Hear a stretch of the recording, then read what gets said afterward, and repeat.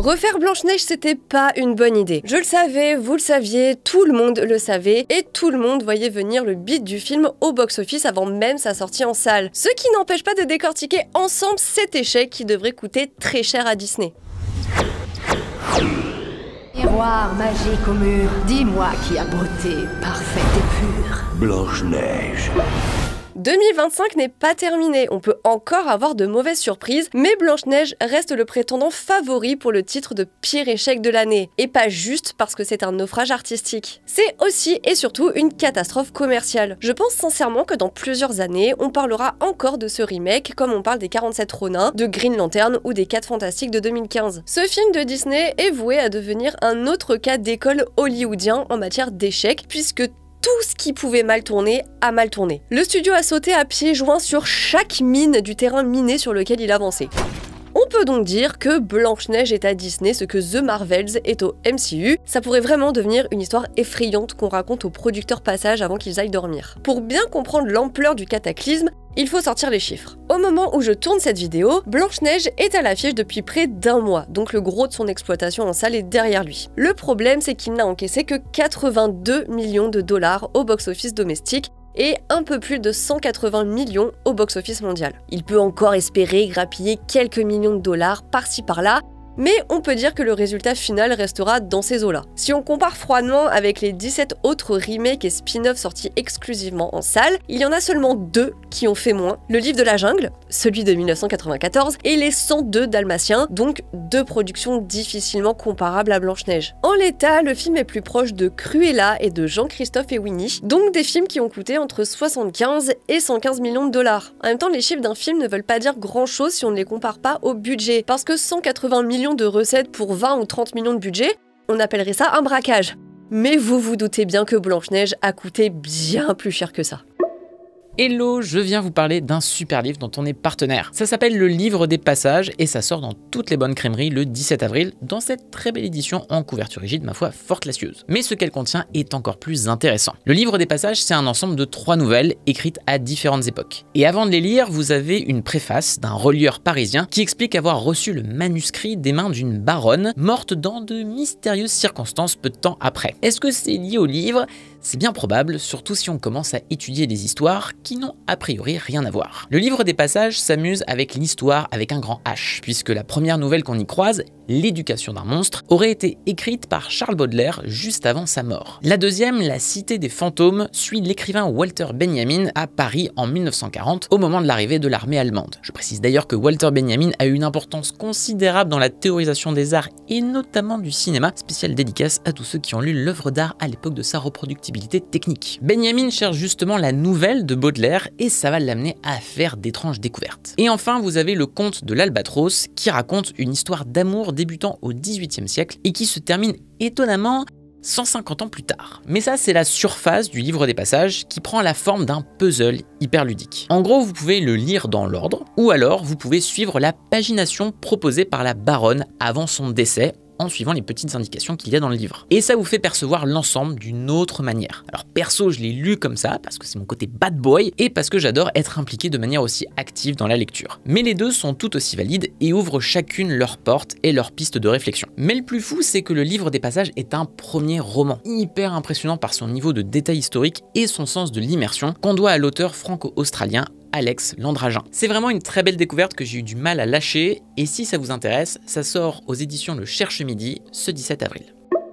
Avant toute chose, on ne connaît pas le budget exact du film réalisé par Mark Webb. On a comme toujours des estimations, mais souvent avec les blockbusters, il faut les revoir à la hausse pour s'approcher de la réalité. Pour Blanche-Neige, Variety a parlé de 240 millions de dollars hors promotion, et The Numbers de 270 millions sans compter le marketing. Auquel cas, le film serait cher, certes, mais dans la fourchette haute des remakes Disney avec La Petite Sirène qui a coûté dans les 250 millions, Le Roi Lion qui était à 260 millions et La Belle et la Bête qui pourrait avoir coûté dans les 255 millions. Sauf que Le Roi Lion et La Belle et la Bête ont dépassé le milliard de recettes et La Petite Sirène a quand même dépassé les 500 millions dans le monde. Et puis pour Blanche-Neige, la réalité est sûrement bien pire que ça. D'après Forbes, qui est une source parmi les plus fiables, Disney parlait déjà déjà d'un budget de 270 millions de dollars en décembre 2023, donc plus de 6 mois avant les gros reshoots et la post-production qui ont forcément salé la facture. On peut donc prudemment avancer que Blanche-Neige a certainement atteint ou dépassé les 300 millions,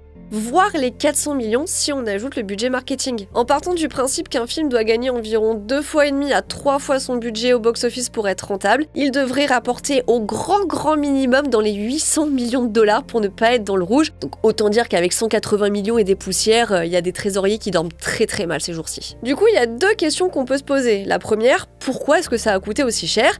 Et la seconde, pourquoi est-ce que ça a rapporté aussi peu? Bon, il faut savoir qu'au départ, le projet a été validé avec un budget de 180 millions de dollars, l'équivalent de ceux d'Aladin ou des Deux Maléfiques. Le tournage devait commencer en 2020, mais a été retardé par la pandémie. Il s'est finalement terminé en juillet 2022. Sauf qu'en janvier 2022, l'acteur Peter Dinklage avait poussé un coup de gueule en disant que les histoires de nains qui vivent ensemble dans une grotte, c'était stigmatisant. Ce qu'a contredit un autre acteur de petite taille qui, lui, voyait plutôt les rôles de premier plan qu'auraient pu décrocher des acteurs qui n'ont pas la popularité de Peter Dinklage. Sans chercher à tout prix qui aurait 100% tort ou 100% raison, je trouve que simplement ouvrir le débat n'était pas une mauvaise chose en soi, mais que Disney y a répondu de la pire façon possible. Je vois vraiment pas qui peut se dire que ça, là, c'était un bon compromis. Toujours est-il que ces créatures magiques numériques ont dû faire gonfler le budget, comme le fait de changer des scènes du climax ou de supprimer plein de passages avec les bandits qui avaient pourtant été tournés. Quant au pourquoi du comment le film n'a pas fonctionné, ça paraît un petit peu plus évident vu qu'on a parlé plus de ça que du film en lui-même. Il ne vous a donc pas échappé que celui-ci a été pris dans une tempête de polémiques. Vraiment, à côté The Flash avec Ezra Miller, c'était du pipi de chat coupé à l'eau. Je ne vais pas revenir en détail sur chacune d'entre elles, donc rapidement pour les énumérer, on a la suppression des nains qui a énervé, mais aussi le choix de Rachel Zegler pour jouer Blanche-Neige, parce qu'elle a des origines colombiennes et que ce serait apparemment incompatible avec le rôle. En plus de ça, en 2022, l'actrice a donné une petite interview qui a fait énormément réagir, dans laquelle elle a eu le malheur de dire qu'elle trouvait un film des années 30 daté, notamment à cause du comportement du prince charmant, ce qui a fortement déplu. I just mean that it's no longer 1937,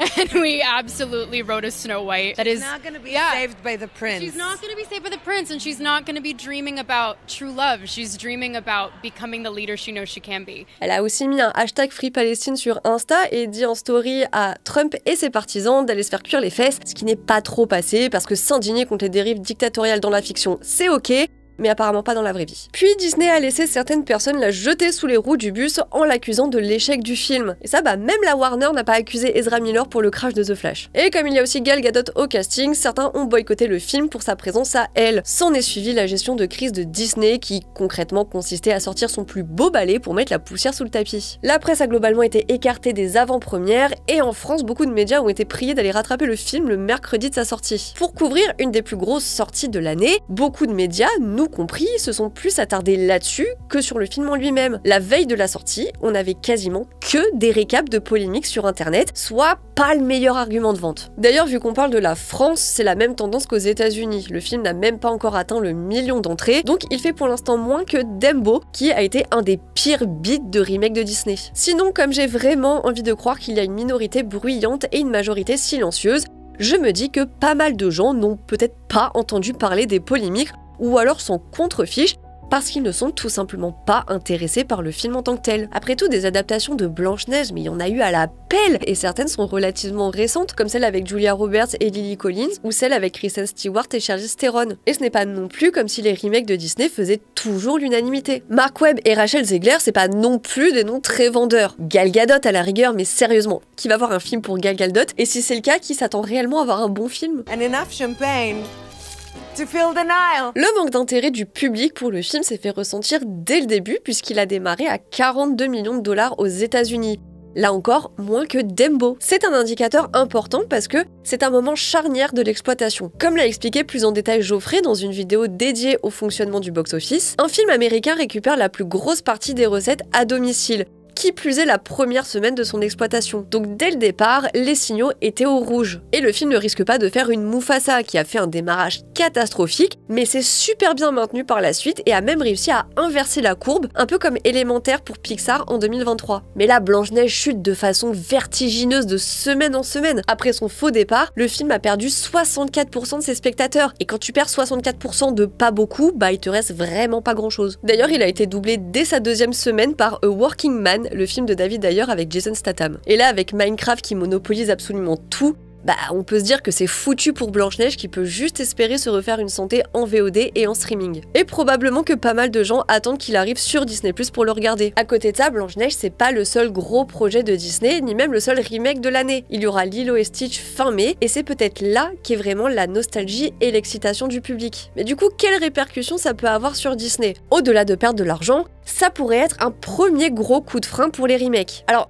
oui, c'est pas le premier à se casser les dents. Ça a été le cas par exemple de Maléfique 2 ou d'Alice de l'autre côté du miroir. Et c'est même pas la première fois que Disney se rétame tout court. On se rappelle encore du bide intersidéral de John Carter, le film de SF avec Taylor Kitsch qui mériterait presque une vidéo à lui seul tellement son cas est fascinant. Mais John Carter, c'était un projet risqué en comparaison. Et les spin-offs que j'ai cités n'ont jamais été des projets très porteurs pour Disney. Ceux qui ont gagné le plus d'argent, ce sont ceux qui singent les films originaux, qui recrachent la direction artistique, les chansons, bref, l'imagerie de Disney, ceux qui étaient censés faire Blanche-Neige, et se planter sur un film aussi identifié et labellisé Disney, c'est un signal d'alarme que le studio ne devrait pas ignorer. Clairement, la formule à l'ancienne que Disney essaie de retrouver ne fonctionne pas. Et ça, on l'avait déjà vu avec Wish, le film d'animation qui était censé rendre hommage à l'entreprise pour ses 100 ans. Mais est-ce que ça va vraiment pousser Disney à revoir sa copie? Oui, peut-être. Peut-être, peut-être pas, il suffit que Lilo et Stitch cartonnent pour que ça reparte de plus belle. Toutefois, on peut quand même se poser la question puisque le remake de Réponse a été mis en pause et possiblement annulé.